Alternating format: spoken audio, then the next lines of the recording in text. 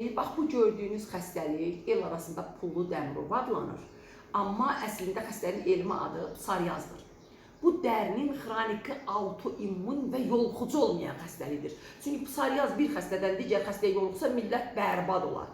Bu xəstəlik dərdə qızartı, qaşıntı, gümüşü ağ rəngli qabıqlarla örtülü səpkilərlə özünü büruzə verir.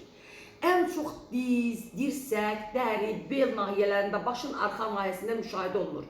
Lakin bədənin digər hissələrinə də psoriaz təsir edə bilər. Bu dırnaqları da zədələyə bilər, oynaqları da zədələyə bilər. Bir mənalı yadınızda saxlayın. Psoriazın dəqiq səbəbi tam bilinmir. Lakin məlumdur ki, genetik, yəni irsiyyətdən gələn xəstəlikdir, həm də immun sistem xəstəlikdir. Buna autoimmun faktorlar deyilir, autoimmun xəstəlik deyirlər. Ətraf mühit amilləri, stres, infeksiyalar, streptokoklar, stafilokoklar, dərmanlar, dərdə travmalar, hər hansı bir travmanın oluşu, xəstəliyin alovlanmasına, yenidən yaranmasına səbəb olur.